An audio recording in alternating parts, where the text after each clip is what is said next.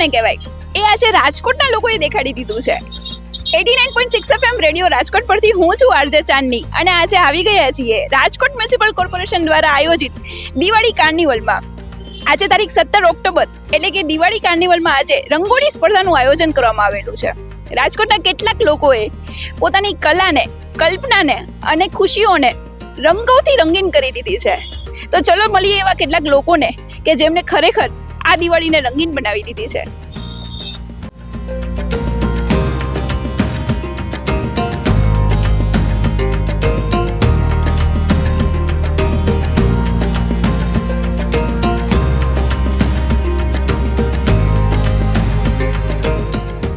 Hello, શું નામ છે મેમ તમારું? મારું ઋતિકા વાગડિયા.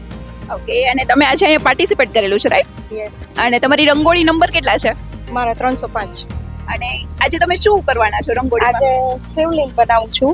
ઓકે. એટલે જે ધ્યાનમાં આપણે જ્યારે બેસી આંખ બંધ કરી ત્યારે જે આપણે આજ્ઞા ચક્ર હોય એમાં જે લિંગ જે આપણને જે ધ્યાનમાં દેખાય એનું મારું મિનિંગ એવી ટાઈપનું છે. ઓકે, અને આ તમને ઇન્સ્પિરેશન ક્યાંથી મળી? બસ એમ જ મને મનમાં હતું કે મારે આવી રીતે કરવું છે. ઓકે.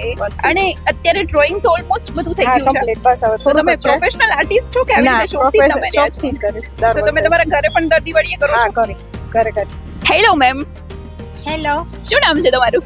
શારિયા દક્ષા અશોકભાઈ. દક્ષાબેન, તમે જે આ સરસ મજાની રંગોળી કરી રહ્યા છો, ઓપરેશન સિંદૂર, રાઈટ? તો આવી સરસ મજાની તમને જે ઇન્સ્પિરેશન છે ક્યાંથી મળી?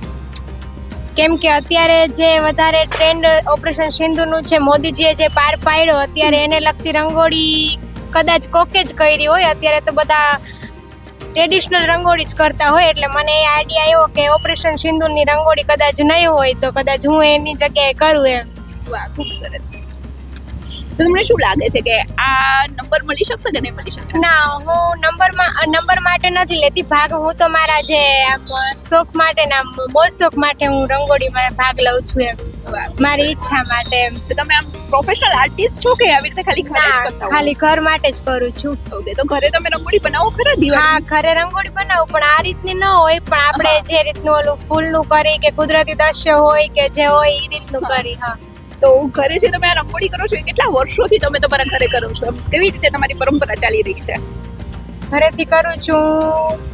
6ઠું 7મું ભણતી ત્યારથી હું આ રંગોળી કરું છું, અને પછી આઈટીઆઈમાં આવ્યા ને ત્યારથી આ ચિત્રનગરી વાળા જે ચાલુ કર્યું, હવે તો આરએમસી વાળા સંભાળે છે, એટલે એ પછીથી અમે આમાં સ્પર્ધામાં ભાગ લેવું છું.